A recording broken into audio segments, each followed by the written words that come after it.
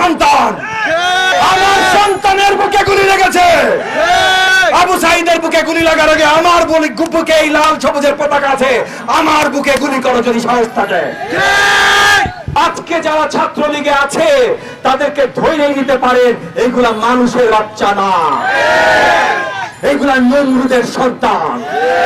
যেই সব নমরুদের বাচ্চারা সোশ্যাল মিডিয়াতে পোস্ট দেয় যে ঢাকা ইউনিভার্সিটিতে যাইতে তাদের লজ্জা লাগবে, রাজাকার দেখবে, এইসব নমরুদের বাচ্চাদের চামড়া ছিঁড়ে এই দেশ থেকে বিতাড়িত করা। ওদের আম্মা জান যেমন বলে, ওদের আম্মা জানের বিরুদ্ধে যে সে রাজাকার, তার এই দেশে থাকার অধিকার নাই। আসলে ওদের আর ওদের আম্মা জানের এই দেশে থাকার অধিকার নাই। ছাত্র তরুণ আমাদের সকলের সন্তান, ছাত্র তরুণ আমাদের সকলের ভবিষ্যৎ। কেউ যদি এদের গায়ে হাত তুলে, পুলিশ বাহিনী হোক, লাঠাল বাহিনী হোক, আর বিদেশি আর্মি বাহিনী হোক, তার হাত আমরা ভেঙে দেব ইনশাআল্লাহ। ছাত্র লীগ টোকাই লীগ না, এরা হেলমেট বাহিনী। টোকাইরা ভাই তাদের একটা পরিচয় আছে, তারা রাস্তায় কষ্ট করে খায়, তাদের জন্য আমাদের রেসপন্সিবিলিটি আছে। এই ছাত্র লীগ হলো ফ্যাসিস্ট সরকারের লাঠিয়াল বাহিনী, এই ছাত্র লীগ হলো নব্য হানাদার বাহিনী। এদেরকে ছাত্র আকারে পরিচয় নিবেন না। এবং যাদের অল্প একটু মানবতা বোধ ছিল, গত কয়েকদিনে শত শত হাজারে হাজারে তারা ছাত্রলীগ ত্যাগ করেছে। এই দেশ 18 কোটি বাংলাদেশি জনতার, এই দেশ কারোর বাপের না। তুমি প্রধানমন্ত্রী হও, তুমি মন্ত্রী হও, তুমি কোন পার্টির নেতা হও, তোমার বাপের এই দেশ না। আমরা সবাই এই দেশের জন্য কাজ করি, এই দেশের জনতার জন্য কাজ করি, কোন এক পরিবারের জন্য কাজ করি না। এক পরিবারের জন্য দাঁড়ায়, এক নায়কতন্ত্রের জন্য দাঁড়ায়, বিদেশি রাষ্ট্রের শাসনের জন্য দাঁড়ায়। তারা হলো সত্যিকারের রাজাকার। এই রাজাকারদের বিরুদ্ধে বেদনা নিয়ে, ক্ষোভ নিয়ে আমাদের সন্তানরা ক্যাম্পাসে ডাক দেয়, আমি রাজাকার। আর এই যে আমাদের সন্তানরা যখন বেদনা নিয়ে ডাক দেয় আমি রাজাকার, যেই সব নমরুদের বাচ্চারা ওদেরকে আসলেই রাজাকার বলে ডাক দেয়। এই দেশ এই নমরুদের সন্তানদের মুক্ত করতে হবে। এই দেশ থেকে এইসব আসল রাজাকারদের বের করতে হবে। আমরা সবাই একত্রিত হয়ে দাঁড়াচ্ছি। আজকে গণ অধিকার পরিষদ, এবি পার্টি, এনডিএম, বিএনপির নেতৃত্ব আছেন, আমরা সবাই এক হয়েছি। আমি তবু আবার জোর গলায় আহ্বান জানাবো বিএনপি সহ সকল রাজনৈতিক দলকে, মুখের কথা না, আপনাদের ছাত্র সংগঠনের কথা না, পুরোপুরি সবাই মাঠে নাইমা আসেন, ওপেন মাঠে নাইমা আসেন। কারণ এখন নেতৃত্বের কথা ভুলা যান, মঞ্জু ভাই বলেছে, কিন্তু আমি তাও মানি না ভাই। আমি শুধু একটা জিনিস মানি, আর কোনো কথা মানি না, কোনো কিচ্ছু মানি না। সব আন্দোলন এই পিশাচ বাহিনীর বিরুদ্ধে আন্দোলন, সব আন্দোলন আবু সাঈদের হত্যাকাণ্ড, এই যে দশে দশে আমার ছাত্র সন্তানদের লাশ মাটিতে ফেলছে, এদের আন্দোলন, এদের যে ত্যাগ শিকার, এই ত্যাগ শিকারের সঠিক রেজাল্ট আনার আন্দোলন। এবং এই আন্দোলন একমাত্র এই পৈশাচিক হানাদার, নব্য হানাদার বাহিনী, ফ্যাসিস্ট আওয়ামী সরকারকে নামানোর আন্দোলন। এই আন্দোলনে সবাইকে একত্রিত হতে হবে। এরপর আমরা সবাই,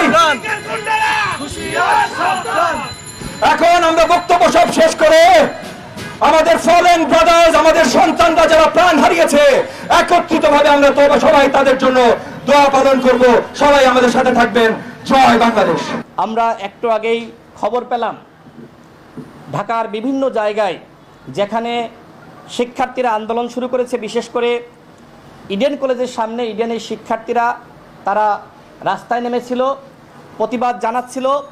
দেখেন এই নারীদের উপরে ছাত্রলীগ, সেখানে ছাত্রলীগের যারা নারী কর্মী রয়েছে, যারা পুরুষ কর্মী রয়েছে, তারা মিলে এই নারী শিক্ষার্থীদের উপরে ব্যাপকভাবে হামলা করেছে, নারীদেরকে লাঞ্ছিত করেছে।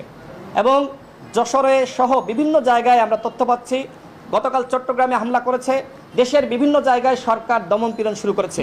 অর্থাৎ গতকাল প্রধানমন্ত্রী যে বক্তব্য দিয়েছেন তার এই বক্তব্যের মাধ্যমেই তিনি ছাত্রলীগকে বেপরোয়া হওয়ার নির্দেশনা দিয়ে দিয়েছেন এবং গতকাল রাত থেকেই ছাত্রলীগ বেপরোয়া হয়ে গিয়েছে। আজকেও ঢাকার বিভিন্ন জায়গায় ইডেন, ঢাকা কলেজের শিক্ষার্থী সহ বিভিন্ন শিক্ষার্থীদের উপরে বিভিন্ন জায়গায় হামলা করছে। আমরা বলতে চাই শিক্ষার্থী বন্ধুদেরকে যে আপনারা প্রতিরোধ গড়ে তোলেন। আপনাদের দেওয়ালে পিঠ থেকে গিয়েছে, যদি আপনারা ছাত্রলীগের সামনে দাঁড়াতে না পারেন তাহলে তারা কিন্তু আপনাদেরকে ব্যর্থ করে দিতে পারবে। সুতরাং আমরা 18 সালে 8 অক্টোবর থেকে 11 অক্টোবর পর্যন্ত যেভাবে আমরা প্রতিরোধ গড়ে তুলেছিলাম এবং ছাত্রলীগ একসময় পিছু হটতে বাধ্য হয়। সুতরাং সাধারণ শিক্ষার্থীরা, আপনাদের শক্তি অনেক বড় শক্তি। আজকে বিভিন্ন জায়গায় আপনাদের উপর যে হামলা হচ্ছে, আপনারা সংখ্যায় বেশি, আপনাদের সংখ্যার কাছে তারা কিছুই না। আপনারা যদি প্রতিরোধ গড়ে তুলতে পারেন, আপনারা যদি ঐক্যবদ্ধভাবে মোকাবেলা করতে পারেন তাহলে ছাত্রলীগ পিছু হটতে বাধ্য হবে। 8 এপ্রিল রাতে ওই সময় যেটি হয়েছিল, ছাত্রলীগের তৎকালীন কেন্দ্রীয় সভাপতি সাধারণ সম্পাদক, ঢাকা বিশ্ববিদ্যালয় শাখার সভাপতি সাধারণ সম্পাদক, তারা আমাদের উপরে রড লাঠিসোঁটা নিয়ে হামলা করতে এসেছিল। সাধারণ শিক্ষার্থীরা যখন মোকাবেলা করে তারা লেজ গুটিয়ে পালিয়ে যে ক্যাম্পাস ছাড়তে বাধ্য হয়। ঠিক একইভাবে এখন যদি আপনাদের উপরে হামলা করে, আপনারা যদি একতাবদ্ধ হয়ে আপনারা লড়াই করতে পারেন, প্রতিরোধ গড়ে তুলতে পারেন, তাহলে ছাত্রলীগ আপনাদের কিছুই করতে পারবে না। ওই সময় আন্দোলনের মুখে যেমনিভাবে সরকার আমাদের দাবি মেনে নিয়েছিল, ঠিক একইভাবে আপনারা যদি জোরালো আন্দোলন করতে পারেন, মোকাবেলা করতে পারেন, প্রতিরোধ গড়ে তুলতে পারেন, তাহলে সরকার আপনাদের দাবি মেনে নিতে বাধ্য হবে।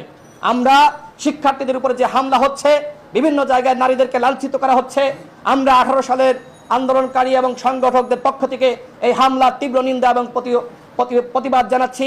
আমরা সরকারকে বলবো, হামলা মামলা করে আন্দোলন দমন করতে আসবেন না। আপনার এই বেপরোয়া ছাত্রলীগকে থামান। সাধারণ শিক্ষার্থীদের যে দাবি, সেই দাবি যৌক্তিক, এই দাবি আপনাদেরকে অনতিবিলম্বে অবশ্যই মেনে নিতে হবে। ধন্যবাদ সকলকে। প্রধানমন্ত্রী গতকাল যে ধরনের শব্দ চয়ন তিনি করেছেন, আমরা আগেই বলেছি দায়িত্বশীল জায়গায় থেকে এই ধরনের শব্দ চয়ন করা যায় না। তিনি বলেছেন যে তিনি রাগ ক্ষোভের বশীভূত হয়ে 2018 সালে সিদ্ধান্ত নিয়েছেন। আমার মনে হয় যে গতকালও তিনি রাগ এবং ক্ষোভের বশীভূত হয়ে এই বক্তব্য দিয়েছেন, যে কারণে আমরা বলছি যে আপনি আপনার এই বক্তব্য প্রত্যাহার করেন এবং আমরা যে আন্দোলন ছাত্ররা করছে, আমরা যে আন্দোলন করেছিলাম সেই আন্দোলনের যৌক্তিকতা রয়েছে, এই দাবি আপনারা অনতিবিলম্বে মেনে নেন। ধন্যবাদ। আপনার বিষয়ে একটু, প্রধানমন্ত্রী যে কথা বলেছেন দেখেন, উনি বলেছে আমরা কি কোটা তাহলে রাজাকারের নাতি পুত্রদেরকে দিব। আপনাদের কাছে, আপনাদের মাধ্যমে প্রধানমন্ত্রীর কাছে প্রশ্ন রাখতে চাই, মুক্তিযুদ্ধে যুদ্ধ করেছে 2 লাখ, কিন্তু শহীদ হয়েছে কয় লাখ? 2 লাখ মানুষের জন্য এখন কোটা আছে, কিন্তু শহীদ হয়েছে 30 লাখ। তাহলে 30 লাখের নাতি পুতি, 30 লাখের যে সন্তান, যে আত্মীয়, তারাও কি রাজাকারের সন্তান কিনা, রাজাকারের নাতিপুতি কিনা তারাও? এই বক্তব্যটা প্রধানমন্ত্রীর কাছে। তাদের গোষ্ঠীর যে সদস্যরা আছে শহীদদের 30 লাখ, তারাও কি নাতিপুতি কিনা? আপনারা যেহেতু আসছেন